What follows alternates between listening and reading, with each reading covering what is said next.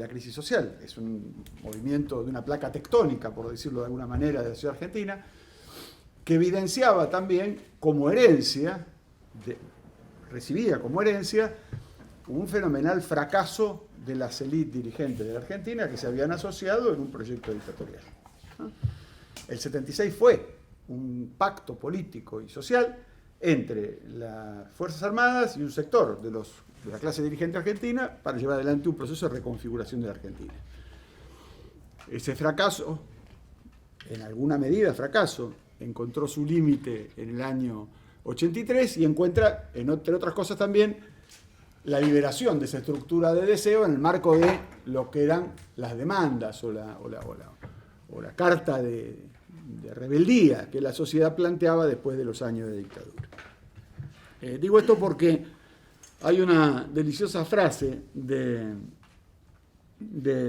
Manifiesto Comunista de Marx, donde dice: hay momentos en que las sociedades pueden llegar a una crisis donde la pelea de los contrarios produzca el hundimiento social porque no hay vencedor.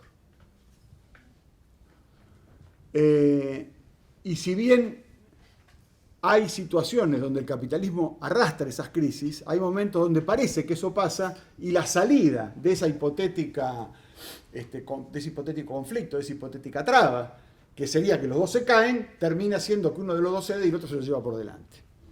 Digo esto para los que son sociólogos de profesión, la vieja teoría del empate de Portantiero, ¿verdad? El empate distributivo de la Argentina y la imposibilidad de establecer un sistema de acumulación ordenado sobre la base del veto distributivo. Digo, el 89 fue, en alguna medida, una impugnación a esa lógica. Diría yo, la más consistente, razonada y la más inédita en términos políticos, porque se hizo sobre la base de una crisis resuelta no por la emergencia del proceso autoritario y el disciplinamiento social salvaje de una dictadura, sino por el voto popular. Esto no es un tema menor. Del mismo modo que la Argentina, uno lo dice medio en broma, medio en serio, fue monetarista antes que Thatcher, porque el experimento del enfoque monetario de balance de pago de la Argentina se empezó a aplicar antes que Thatcher fuese primer ministra británica. También tuvimos a Van Lagarde, como dirían los muchachos, un establecimiento de un programa neoliberal en el marco de algo que sucedió 6 meses antes de la caída del muro de Berlín. Quererlo reventar, esto es así. Hay un documento que yo lo recomiendo siempre para la lectura, que es un congreso de privatizaciones del año 89, donde habla Roberto Dromi, que después fue ministro de Obras Públicas de Menem, y ahí queda claramente cuál es el programa político estricto, que es soldar un acuerdo sobre la base de parcelar y desestructurar el Estado, los mecanismos de regulación y la retirada de la intervención colectiva sobre la economía para permitir que las fuerzas creativas del mundo y de la sociedad doméstica hiciesen las veces del factor de progreso. Quiero decir esto porque no es, como alguna vez se ha dicho, desde mi punto de vista, repito, la teoría de que fueron a tontas y a locas en el 89 y entonces cuando no les quedó más alternativa, en el último cajón estaba el neoliberalismo y dijeron, bueno, saquemos el neoliberalismo y vamos a ver qué pasa. Desde mi perspectiva, había una visión mucho más densa, que la voy a tratar de ir analizando en función de 4 ejes en los cuales me parece que se puede sistematizar ese proceso, que tiene que ver el primero, como lo decía recién, con el uso del miedo, el segundo con la estructura del sistema de negocios, o sea, el gran ciclo de negocios del capital, el tercer punto relacionado con la lógica de articulación del poder democrático y la sociedad, y el último punto con el imaginario social. Y voy a tratar de utilizar este sistema que me planteó Hugo, en el sentido de especular 89-2019, no porque yo crea que estemos ni lejos de una situación similar, sino porque ayuda a pensar las posibilidades que abre el 2019. Vamos por los miedos primero. En el 89, por definición, diría yo, el gran ejercicio de violencia que el capital aplica sobre la sociedad tiene que ver con hacer estallar la violencia de los precios y la violencia de la moneda. La desestructuración de la moneda y de los precios, por efecto de una lógica de ahogo fiscal y de ahogo externo, repito, de ahogo fiscal y de ahogo externo, por la incapacidad del gobierno de aquel entonces, de nuestro gobierno, de producir una reforma fiscal profunda, y por el otro lado, por un escenario externo extremadamente complicado. Yo no me parece que sea razonable hablar de aquella época con mucha precisión, pero para que lo digamos en términos sencillos, eran los precios internacionales más bajos de la historia y las tasas de interés más altas de la historia, para hacerlo rapidito. En un país que tenía como herencia una deuda fenomenal. Entonces, y en el marco de una transición política. Pero más allá de esto, yo no quiero hablar del gobierno de Alfonsín, no es el sentido de esto. Lo que sí digo es, ese proceso, la violencia del capital se desencadena básicamente sobre el tema precios y sobre el tema divisas. La guerra de los precios y la guerra de liquidación de divisas sellan la manera en que el capital juega su partida en relación con la reestructuración posterior. Esto en relación con los miedos. ¿Qué tienen que ver aquellos miedos con estos? Claramente no es el miedo del signo monetario, sino la desaparición de la moneda. La moneda desapareció por obra y gracia, primero de la dictadura y segundo por uno de los hechos más aberrantes de política económica sostenido en materia electoral, que fue la convertibilidad.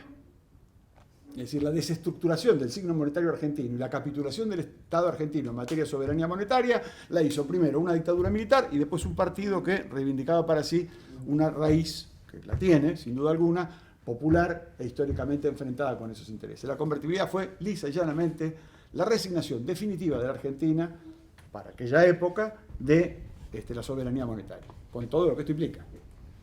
Porque hoy es fácil y queda hasta naif hablar de dolarización de portafolios cuando se olvida que la dolarización de portafolios es hija de un proceso de convertibilidad monetaria. Vaya, vaya. No es que se dolarizaron los portafolios en una preferencia indeterminada, sino que el Estado puso todo lo que tenía para poner durante 10 años para garantizar que el signo monetario doméstico desapareciese. Y en consecuencia desapareciese también la capacidad del Estado de hacer política monetaria. Esto en materia con los miedos. Los miedos de hoy, ¿cuáles son? Claramente están asociados con otro tipo de cuestiones. Están asociados con que aquella estructura de derechos que se ponía en duda por problemas de precios, ahora se pone directamente en duda, para decirlo de una manera muy grosera, en términos de acceso directo. Es decir, hoy en la Argentina no hay una discusión en torno a salarios, hay una discusión en torno a empleo. Hoy en la Argentina no hay una discusión en torno a cuánto más o menos se reduce el consumo, sino una discusión sobre estructura de vida, es decir, de cuánto la gente pierde el control de su situación de vida, no en una crisis inflacionaria, sino en algo peor, que es una inflación arriba de un proceso de estancamiento. Proceso de estancamiento que después, si se da en el debate, a mí me interesaría discutir su fecha y su naturaleza, pero no es el sentido de esta parte de la intervención. Quiero decir entonces, los miedos se han reconfigurado atento a una nueva situación creada por lo que pasó en la Argentina.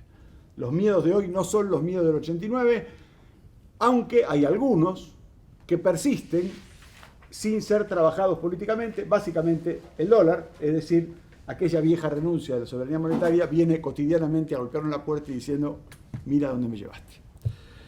El segundo elemento tiene que ver con la estructura de negocios, y la estructura de negocios tiene que ver también con la posibilidad de hacer un bloque de poder. Porque si uno mira el año 89, lo primero que advierte es que la crisis de 89 estuvo amurallada por una unificación sustantiva, como no volvió a aparecer nunca del bloque de poder de Argentina. La crisis del 2001 tuvo un enfrentamiento entre devaluadores y dolarizadores. La crisis actual tiene un nivel importante de tensión entre el capital financiero y algunos grupos del capital industrial. La crisis del 89 unificó al bloque dominante de una manera inédita en la historia argentina. Ustedes me dirán, ¿por qué? Las razones pueden ser varias. Una interpretación es que, como me dijo a mí en una oportunidad, yo se lo comentaba esto en la entrevista, el presidente de IBM en Argentina, Víctor Savanti, a ustedes lo sacan escupiendo sangre, en el sentido de decir, este proceso va a terminar mal, porque queremos que termine mal. Otra alternativa posible, dentro de la misma lógica, obviamente, es que tenían adelante, tocándolo con la mano, la posibilidad no solo de quedarse con el Estado, cuando digo quedarse con el Estado es apropiarse del capital público generado por generaciones de argentinos, sino además quedarse con la moneda y además quedarse con una estructura de creación de mercados inédita por su velocidad y su sostenibilidad en el mundo. Y con esto voy, desde las cajas de jubilaciones hasta la luz, el gas, los teléfonos y todo lo que a ustedes se les ocurra. en un marco de un disciplinamiento, entre comillas, blando, que no por blando fue menos atroz. Digo, la frase ramal que cierra de Menem, en el momento pareció una bravata sin costo. Entre otras cosas, porque la propia burocracia sindical de ese momento se convirtió en portera de la estrategia de desestructuración de los ferrocarriles. Hoy estamos penando, no solo por la tragedia de Once, sino por todo lo que ha sucedido en el complejo ferroviario argentino, sobre la base de que aquella frase fue mucho más disciplinadora de lo que uno suponía en términos de una bravata del riojano. Digo entonces, esa estructura de negocios hoy ha cambiado. El problema del bloque dominante hoy en la Argentina no presenta la capacidad de unificarse de la misma manera por varias razones. Primera razón, la estructura de negocios rentables para la Argentina en el marco del capital internacional no es la misma, no hay 50 sectores donde entrar, esto se ha achicado sustancialmente. Argentina ya no es un país relevante en materia de privatizaciones o de creación de nuevos negocios. Argentina no tiene en este momento más que ofrecer algunas ventajas, de rentas naturales que pueden ser apropiadas. Y además, el mundo, por efecto del funcionamiento distinto del capitalismo del 2019 a 1989, tiene una polarización distinta en la distribución del ingreso, han surgido nuevas periferias y nuevos procesos productivos que han corrido del centro de la escena al capitalismo argentino del lugar que pudo haber tenido a fines de la década del 80 del siglo pasado. Esto en materia de estructura de negocios. Si ustedes miran la rentabilidad actual del panel de los ganadores de este proceso, se van a encontrar que son o estructuras reguladas por el Estado, pero privadas, o estructuras relacionadas con el comercio exterior. Es decir, no hay, por decirlo de alguna manera, un nicho donde hoy el capital internacional diga vamos por esta vía y nos llevamos más que el litio, más que algún tipo de minoría de cielo abierto o alguna otra cosa. No hay un mercado donde la Argentina le pueda decir al mundo somos, no sé, la expectativa de algo. Asumir la debilidad y la precariedad del país es además uno de los elementos centrales para hacer no una política económica, sino un proyecto político certero, ¿no? Porque si uno se cree que siempre es la potencia que está por venir, tiene serias dificultades para entender el mundo. El tercer elemento tiene que ver con el rol del poder democrático en el 89 y ahora. Y esto me parece que es un problema, por decirlo de alguna manera sencilla, áspero para discutir, pero necesario para discutir. El poder democrático no es el gobierno del 89. El poder democrático son las capacidades que el Estado democrático tenía para intervenir en el ciclo económico y en la legitimación del poder político. Los sistemas capitalistas en general, dicho muy abuelo de pájaro y muy rápido, tienen que permanentemente atender dos situaciones: el proceso de acumulación de capital y el proceso de legitimación social. No hay acumulación que pueda funcionar ad eternum sin un proceso de legitimación social, y no hay legitimación que se puede escindir razonablemente y por tiempo indeterminado del proceso de acumulación y reproducción de las relaciones capitalistas. No lo hay. Entonces, el Estado tiene que, en esa lógica, el poder democrático y el Estado democrático tienen que estar haciendo un minué acerca de cómo se resuelve esa cuestión. ¿Qué pasaba en el año 89? En primer lugar, había sujetos en el poder democrático mucho más, diría yo, sujetos, más como lo indica su nombre, sujetos a algún tipo de verificación de credenciales. ¿Qué quiero decir con esto para que se entienda el suajidi básico al castellano cotidiano? Los actores políticos y sociales tenían más que ver con sus representados y menos con la propia relación entre las élites que circulan dentro del sistema. Había un movimiento de la clase obrera, un movimiento de los partidos políticos, un movimiento de la sociedad, un movimiento de las universidades, de ida y vuelta entre, no de un proceso de representación transparente y cristalino, que no puede existir, sino un proceso mucho más razonable de articulación del poder popular que existe en nuestros días.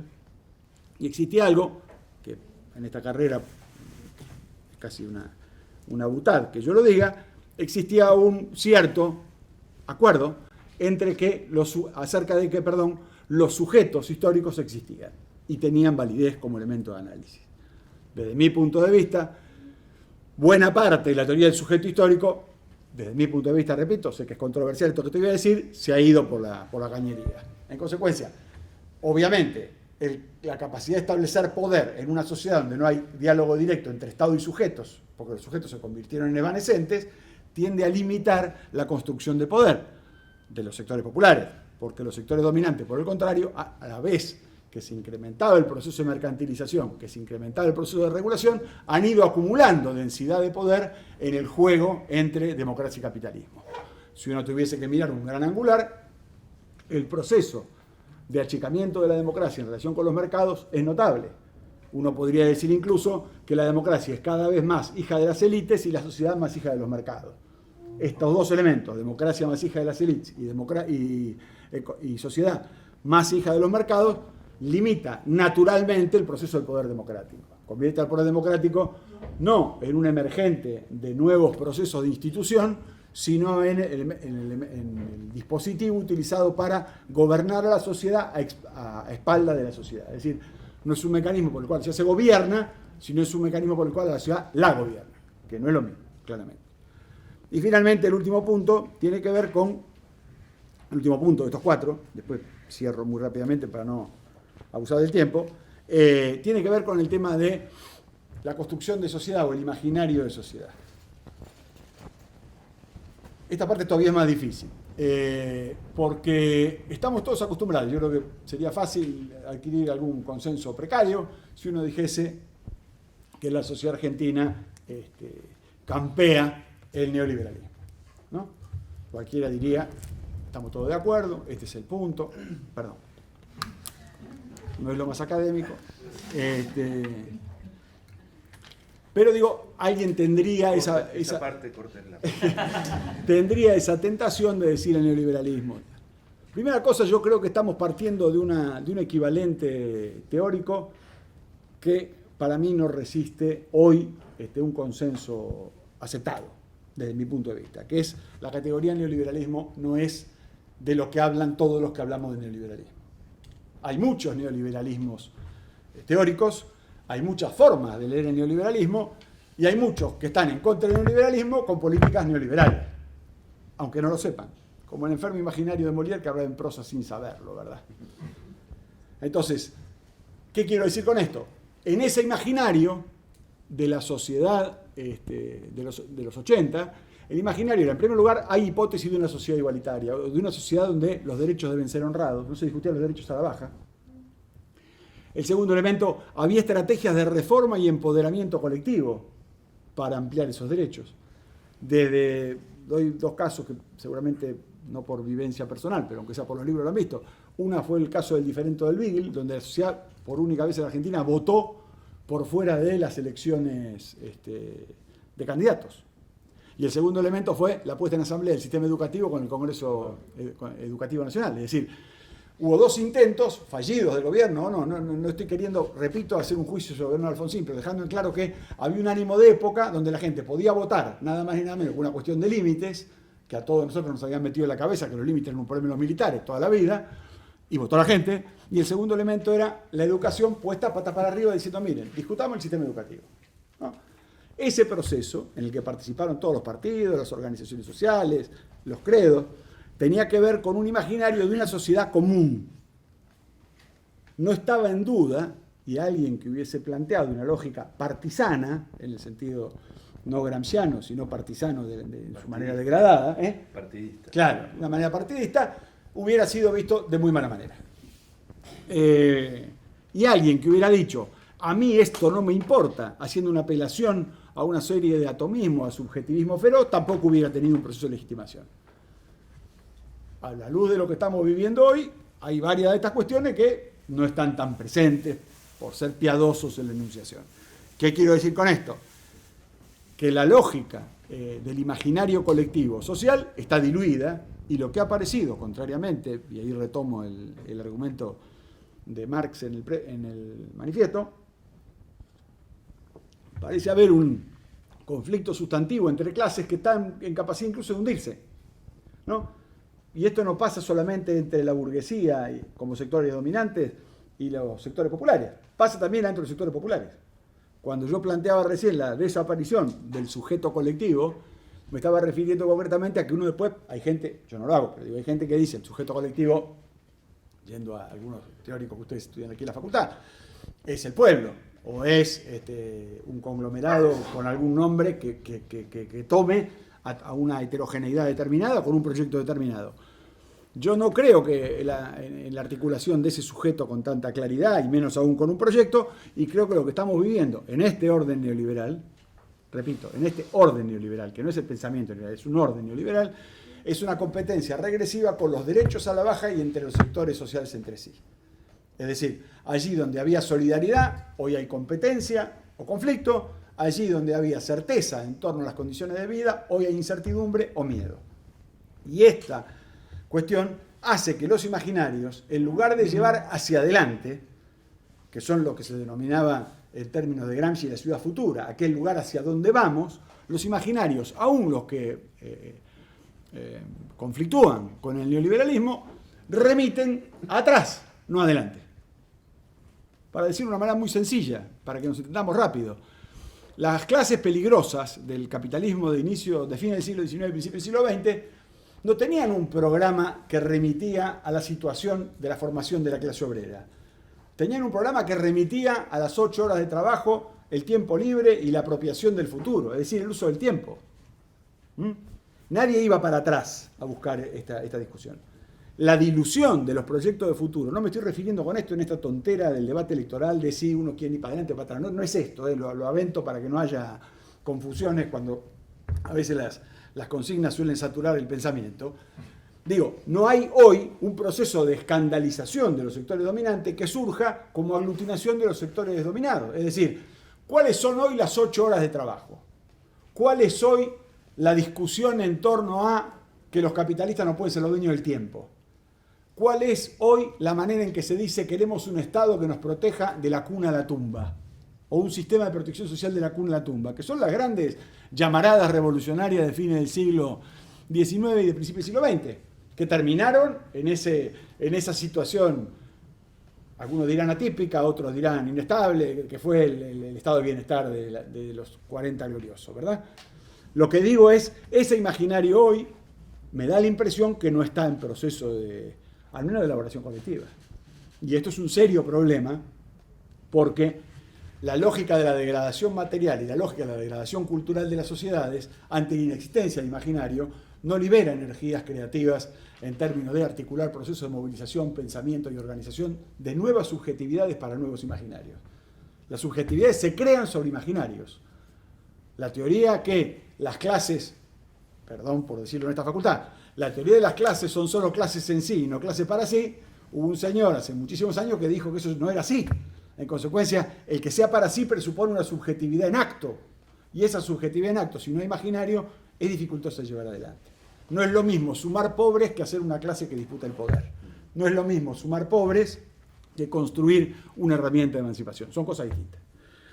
Para no abusar del tiempo y para dejar algunas cuestiones. Hay síntomas. El neoliberalismo produce síntomas, como cualquier proceso social. Síntomas en su doble acepción, en términos psicoanalíticos, o psicoanalíticos y en términos médicos.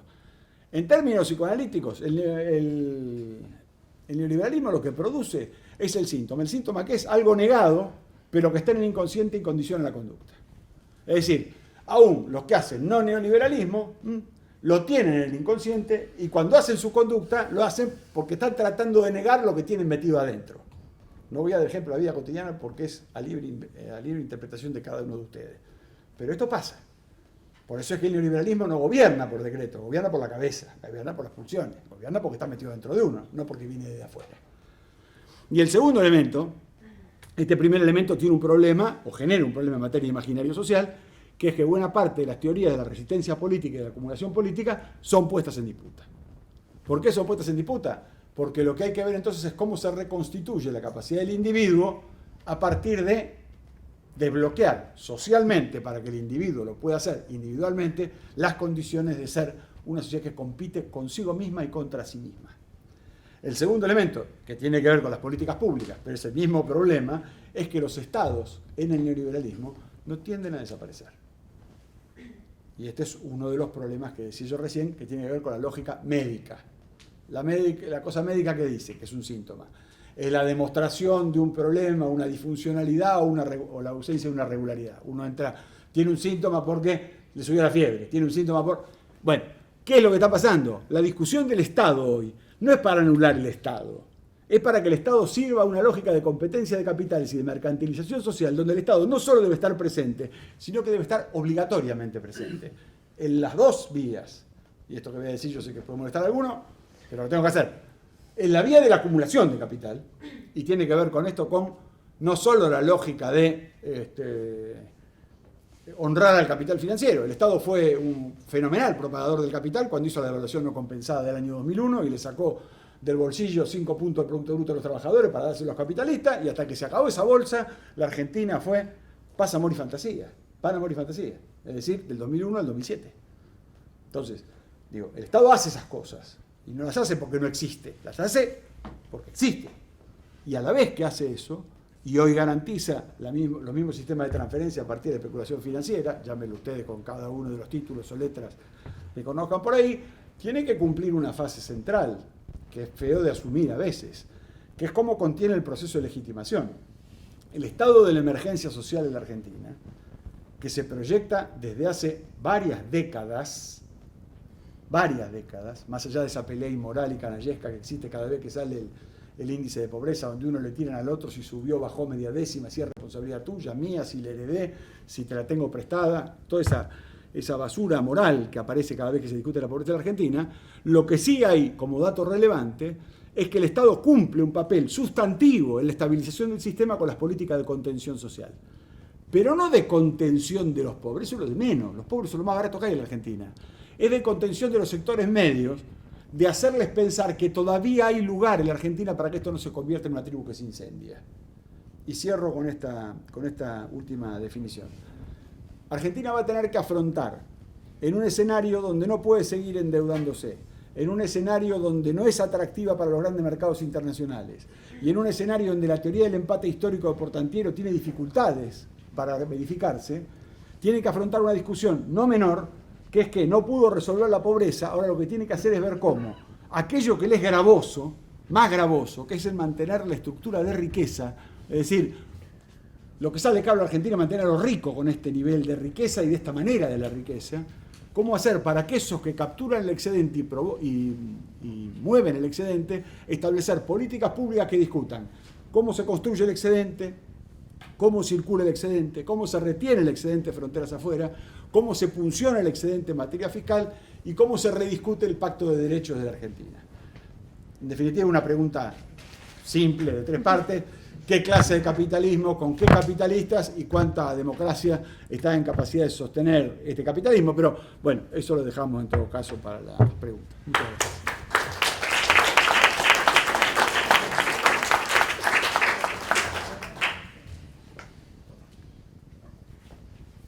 Bueno,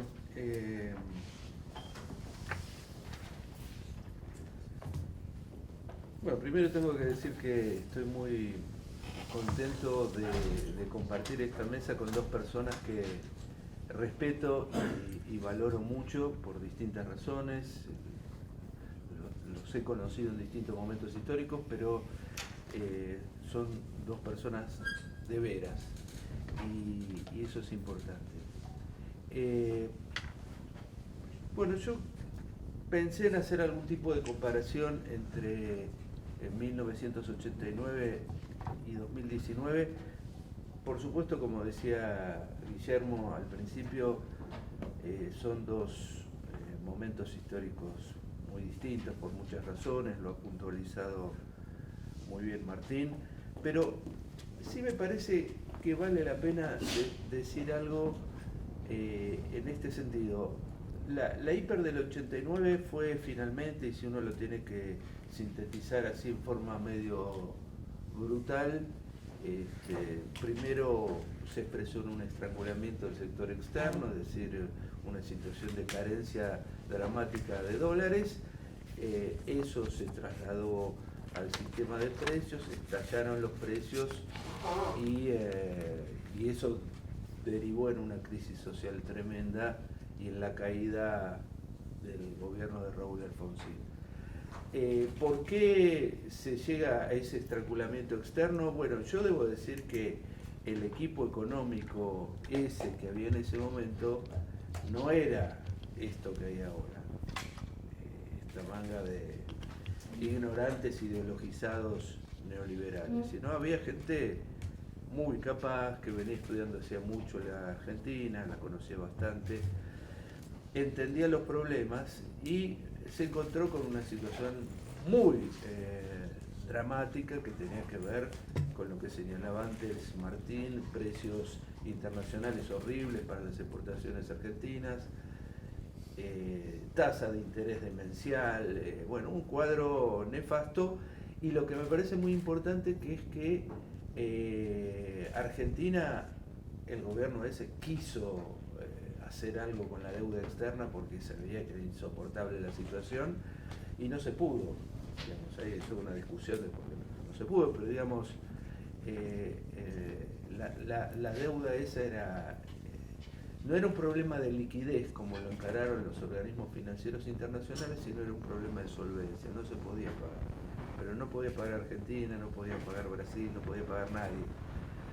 Y la decisión norteamericana, secundada por los europeos, incluso por la famosa socialdemocracia europea y por los japoneses, es paguen, nos hacemos los idiotas que ustedes pueden pagar, inventamos la ficción que pueden pagar y ustedes se joden y pagan.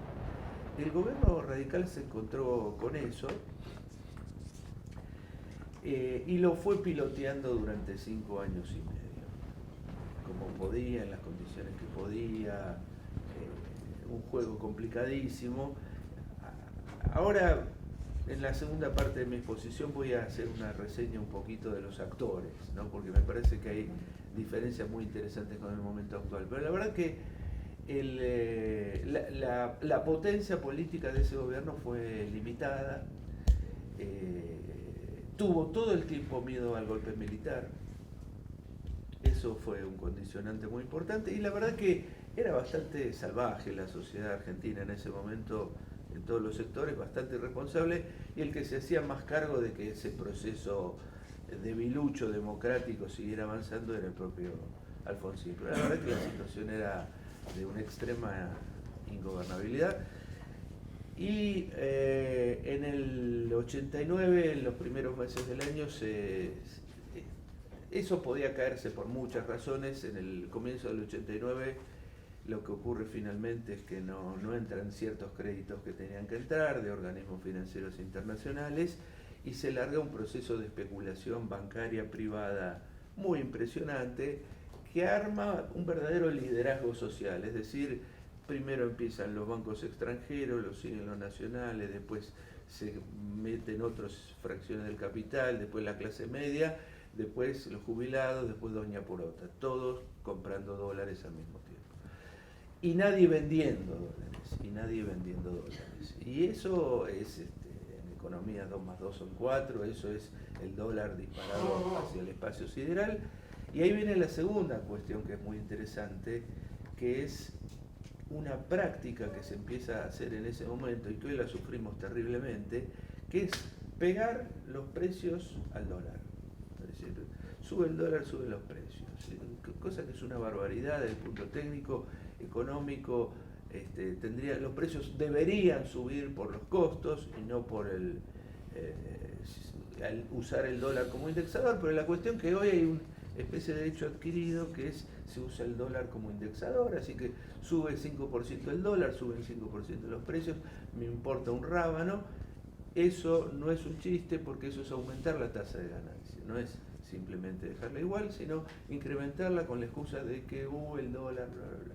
Un verso que se lo tragó toda la sociedad. Ahora, en ese momento, esa primera práctica del dólar enviado al espacio sideral y el arrastre a los precios, bueno, esa es la hiper, digamos, ¿no? Esos son los 194% de inflación de julio de 1989. La verdad que el gobierno ahí podía haber hecho un desastre si hubiera querido, en el sentido de hacer esto que está haciendo Sandleris desde hace unos cuantos meses, que es un apretón monetario, no imprimo moneda, no acompaño esto y que se reviente todo, es decir, que se reviente que la actividad productiva, el empleo, etc. El gobierno pudo haber hecho eso, la verdad que ahí había otras prioridades, ¿no? Y salimos de la hiper con una tasa de desempleo increíblemente baja, teniendo en cuenta lo que fue ese desastre. Pero fue enormemente desgastante para el gobierno. Ahí es muy interesante, y digo, ahí hay cosas similares en algunas cuestiones al kirchnerismo. Digo, en ese momento, y me consta que Martín precisamente era partidario de salir y decir ciertas cosas que estaban pasando, pero la verdad que el gobierno optó por callarse, y yo digo, ese discurso dramático último de Alfonsín despidiéndose, no pudimos, no supimos, no quisimos, no dice lo que le tenía que decir, y que era la gran enseñanza democrática, que es: nos están volteando. Nos están volteando. Es decir, el grupo de los 8, las grandes corporaciones empresarias, han decidido que nos tenemos que ir. Mañeto me dijo que me tengo que ir. Y eso no se dijo. Y entonces quedó como que los radicales eran unos idiotas, que no sabían gobernar, que no sabían de economía, y que los que sabían eran los liberales.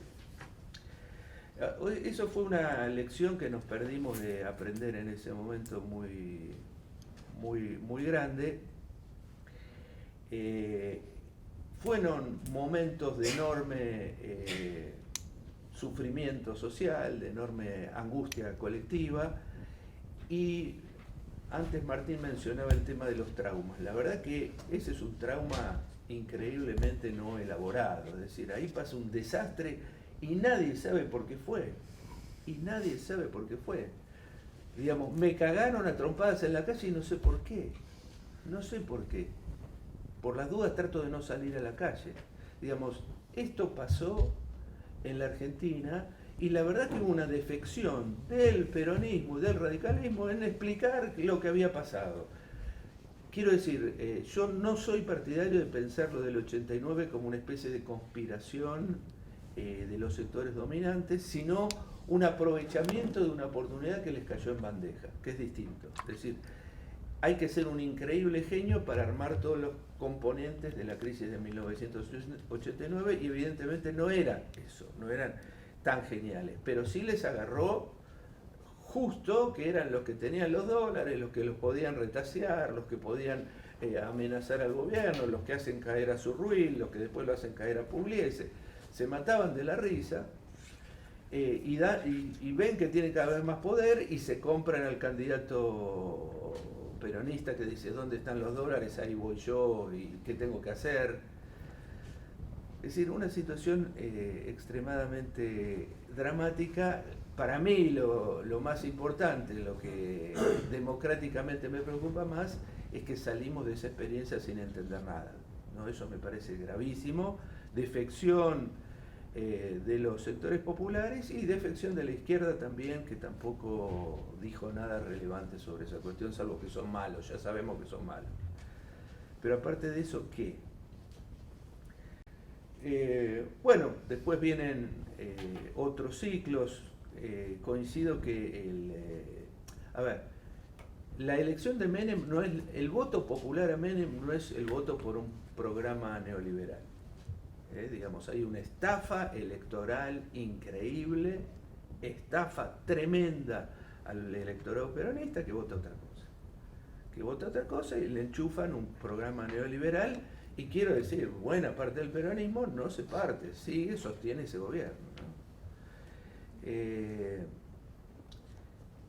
Bueno, pasaron muchas cosas, vamos a saltar directamente al momento actual. Hay muchísimas diferencias, hay una posibilidad muy limitada que se produzca un escenario similar de hiperinflación. Eso podría ser el caso si algún acontecimiento internacional detona una salida de capitales golondrina que hay metidos en la Argentina. Eso asusta a los ahorristas argentinos, que empiezan a sacar la plata de los bancos. Ahí tenés, ¡pum!, estalló todo, y ahí podés tener una situación donde el dólar se dispare nuevamente sin capacidad del gobierno de contener eso. Y más garantizado todavía que en el 89, los precios se pegan al dólar y se van a donde se tengan que ir. Pero es una posibilidad limitada, porque, y acá entró un poco al capítulo de las diferencias enormes y sobre todo las diferencias en los actores. La relación que tuvo el gobierno radical con el FMI siempre fue una relación tormentosa, siempre fue una relación dificilísima, siempre hubo choques, ni que hablar en el periodo Grispun, que ya era, Grispun los engañaba permanentemente, los estafaba a los funcionarios del FMI, les mentía en la cara, pero el FMI, digamos, 2 o 3 veces y después te dicen, te agarran del cogote y te dicen, bueno, ahora decime los números verdaderos. Y la verdad que la situación va a ser todo el tiempo de tensión con un FMI que ejerce un poder tremendo sobre ese gobierno, un poder abrumador, un poder destructor sobre el gobierno radical, que trata de ir sobreviviendo en esas condiciones. El FMI actual es un amigo increíble del gobierno argentino. Ahora, no solamente es un amigo increíble, sino que es evidente que ha detonado como institución internacional toda su reglamentación interna en función de sostener al gobierno argentino y que no se caiga. Es increíble la cantidad de favores, guiños y cosas. Daba la sensación en algún momento que Mauricio Macri conducía al Fondo Monetario, es decir, bueno, yo ahora voy a hacer esto, y el fondo tenía que terminar convalidando porque la alianza es con Estados Unidos, que está haciendo pesar toda su fuerza dentro del Fondo Monetario y mostrando también la impotencia de los europeos, los japoneses, humillándolo permanentemente. Ustedes, no importa lo que opinen, no importan los reglamentos del fondo, nosotros seguimos sosteniendo este proyecto en Argentina que es nuestro. Entonces ahí hay otra cosa, que es también la muy digna relación que tuvo Raúl Alfonsín en materia de relaciones exteriores. Creo que uno de los mejores homenajes a Alfonsín se lo hizo Carlos Escudé, que escribió un libro dedicado a putear a Raúl Alfonsín y a Dante Caputo, diciendo que eran unos imbéciles que en vez de agradar al imperio lo ofendían permanentemente. La verdad que la idea de Alfonsín no era ofender al imperio, pero tampoco era ser una alfombra del imperio. Y ahí coincido con Martín en que ha habido un proceso de degradación muy grande en la sociedad argentina en relación al tema nacional. Digamos, en la época de Alfonsín hay algo que se llamaba Argentina, ¿no?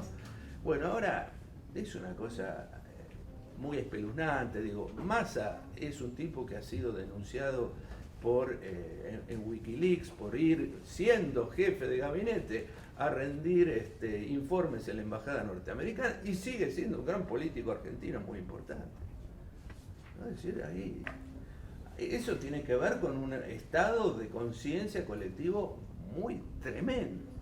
Ahora, la relación alfonsinista con los norteamericanos era de tensión.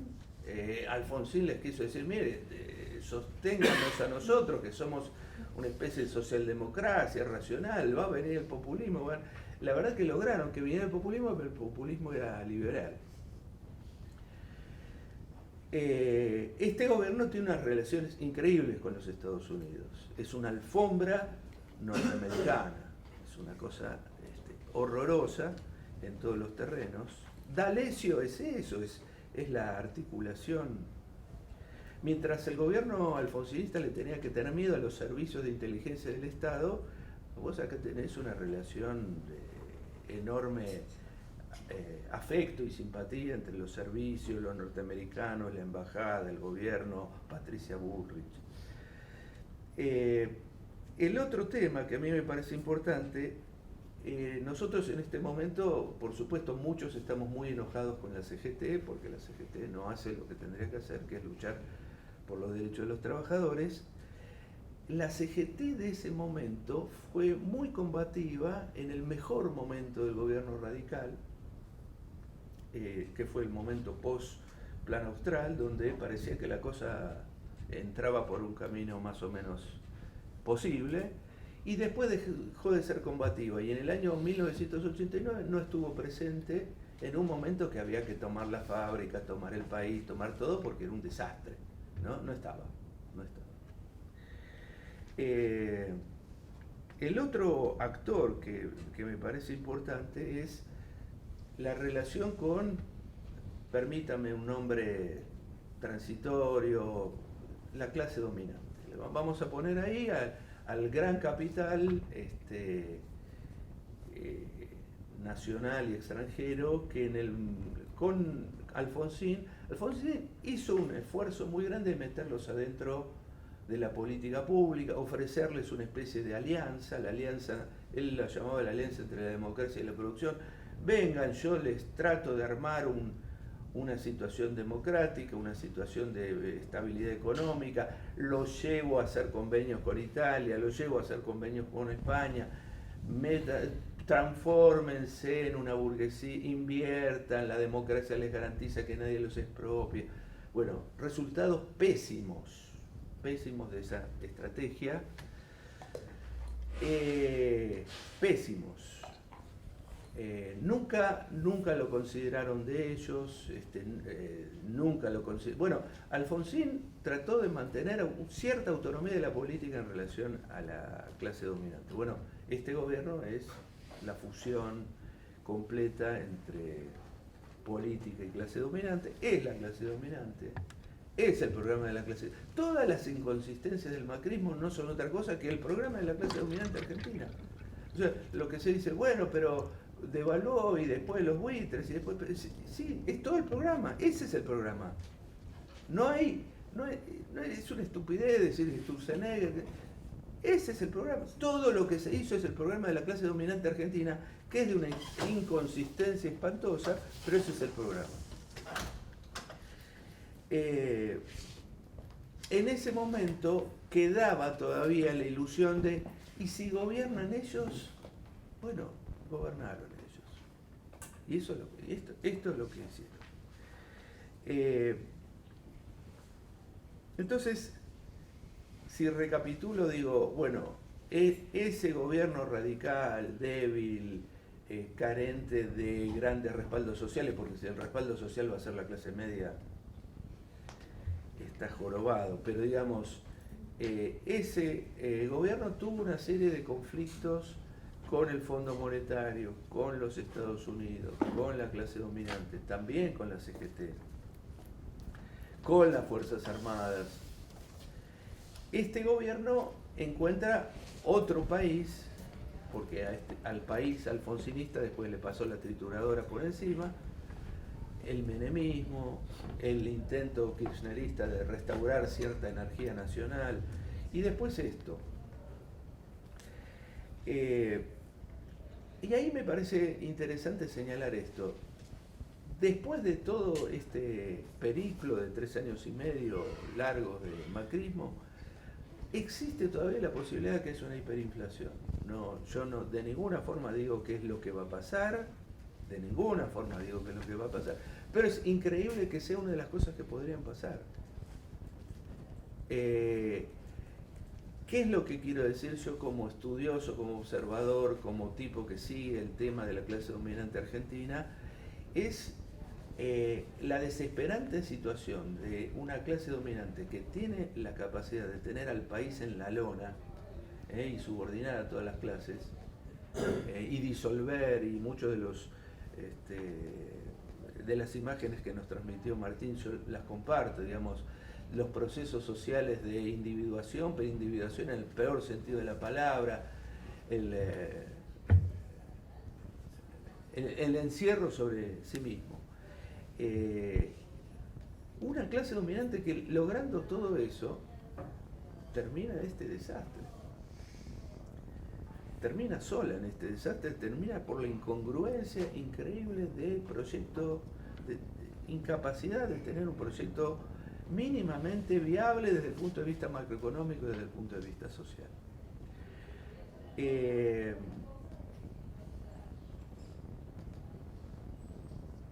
Muchos de los efectos, y con esto termino, muchos de los efectos de la hiper fueron tremendos porque no los entendimos. Digamos, para mí fue desesperante, cumplimos 30 años ir viendo a lo largo de las décadas cómo se seguía sin entender y se seguía sin entender. ustedes agarran a uno de los grandes historiadores económicos argentinos, Roberto Cortés Conde, y lo que dice sobre la hiperinflación es una pavada que a un alumno de acá no se la dejaría pasar. Es un gran historiador económico argentino.